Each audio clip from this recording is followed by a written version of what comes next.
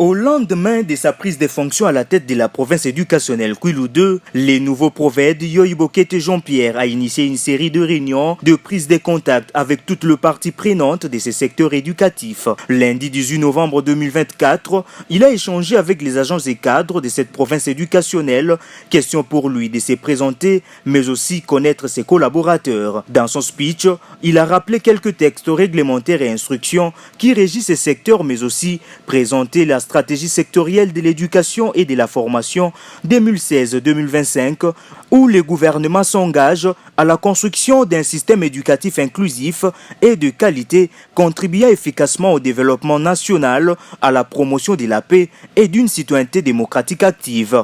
Aucun élève ne peut être chassé et se retrouver en dehors de l'école à cause des difficultés de paiement de frais scolaires, a-t-il martelé, avant de parler de l'aspect collaboration qui fera selon lui de la province éducationnelle Kwilu II une première parmi les 60 autres provinces éducationnelles que compte la République démocratique du Congo. Moi je pense que ça a été très important pour nous aujourd'hui de présider cette très grande réunion à l'intention des agents et cadres de la direction provinciale de l'éducation nationale et nouvelle citoyenneté, Kwilu II, l'inspection, la direction, la DINACOPE, CERNI, centre de formation, ainsi de suite, dans les soucis de nous présenter d'abord, de nous connaître et ensuite de donner notre vision de travail qui cadre avec la stratégie sectorielle d'éducation et de la formation 2016-2025, qui cadre avec le plan quinquennal du ministère de l'Éducation nationale et nouvelle citoyenneté et de mettre un accent sur la gestion axée sur les résultats, la gestion des proximités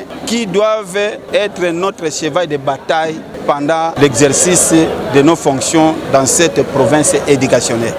Nous avons invité les uns et les autres à travailler la main dans la main en respectant les instructions et textes réglementaires qui régissent le bon fonctionnement de notre système éducatif pour que nous puissions mettre à l'état de nuire les antivaleurs avec notre détermination anti-valeur zéro dans cette province éducationnelle pour permettre aux enfants de Kwilu de pouvoir étudier sans pour autant être inquiétés, pour permettre aux enfants de Kwilu de ne pas être chassés des écoles, même s'ils sont en difficulté de frais de paiement. Plutôt au chef d'établissement d'inviter les parents régulièrement, de changer sur cette question pour que tous les enfants puissent bénéficier de l'éducation de qualité. Dans les après-midi de ce même lundi, l'infatigable directeur provincial de l'EDNC Kwilu II a tenu sa toute première séance d'échange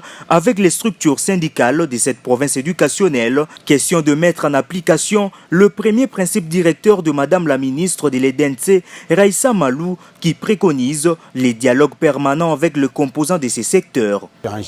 On s'est donné des idées à partir desquelles nous pourrons construire peut-être de bonne manière notre province éducationnelle. Bon, comme en toute opération, quand on fait quelque chose, il y a les positifs et les négatifs.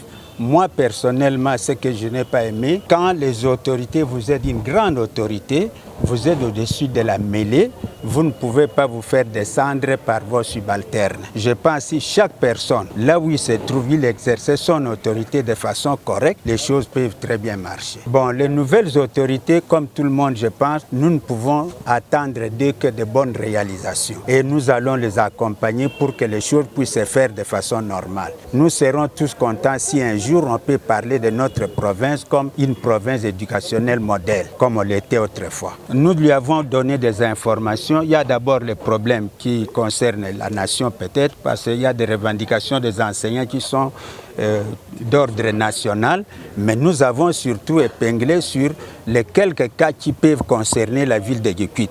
Parce que nous supposons qu'avec lui, on pourra aussi trouver des solutions. Il y a par exemple le cas des enfants des enseignants. Il y a le cas des frais, les faux contrôles qui se fait en ce moment, de l'IGF. Moi, je pense que si on doit faire quelque chose, il faut qu'il y ait d'abord l'ordre, il faut qu'il y ait des sous-bassements pour que les gens puissent faire le travail de façon correcte. Et il y a surtout la chasse des élèves aussi qui est notre problème. Mais là, nos avis ne sont pas identiques, mais je suis sûr, pour moi, j'avais préféré qu'on continue à chasser les élèves parce que les parents ne nous accompagnent pas quand nous souhaitons que l'État congolais puisse prendre en charge ses responsabilités de payer l'enseignant correctement. Et les parents, chaque fois quand nous sommes en grève, les parents ne nous accompagnent pas. Je pense que les syndicalistes, c'est un partenaire, c'est lui qui représente les personnels enseignants. Raison pour laquelle nous avons jugé utile de mettre en application les premiers principes directeurs de son Excellence Madame la ministre d'État, ministre de l'Éducation nationale et de la citoyenneté, Raissa Malou Dinanga, qui préconise la promotion du dialogue permanent entre les partis. Comme les syndicalistes font partie du système éducatif congolais et ils sont membres effectifs du comité provincial de l'éducation nationale et de la citoyenneté, avant que nous puissions être en fonction, il a été utile pour que nous puissions échanger avec eux et ils ont présenté une liste de préoccupations avec des propositions et je pense que nous avons pris ça en compte pour que les recommandations qui sont les nôtres, que nous puissions nécessairement trouver des solutions dans l'immédiat et que les recommandations qui nécessitent l'intervention des autorités compétentes, nous allons transmettre ça qui de droit pour que la solution soit trouvée définitivement en vue de permettre aux enfants de la République démocratique du Congo qui sont ici au niveau des cours 2 d'étudier dans de très bonnes conditions. Je pense que le travail en commun, c'est un travail qui favorise le développement. Mais le travail qui se fait d'une manière individuelle, c'est un travail qui est toujours insuffisant. Raison pour laquelle j'ai aimé la franche collaboration. J'ai aimé aussi l'esprit d'ouverture des syndicalistes de cette province éducationnelle. J'ai aimé aussi leurs différentes préoccupations pertinentes. Et j'ose croire qu'ensemble, nous allons faire de la province éducationnelle de Kwilu la première de toutes les provinces de la République démocratique du Congo, avec une mention de grande distinction. Merci.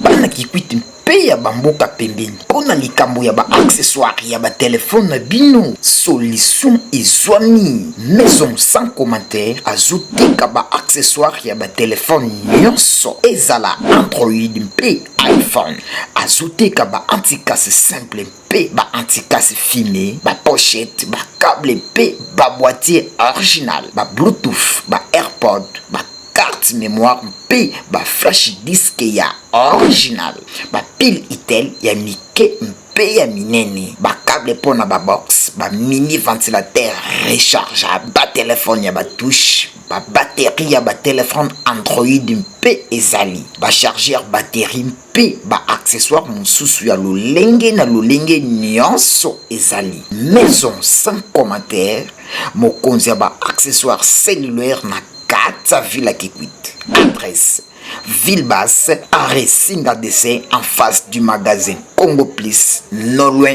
du shop central Vodacom.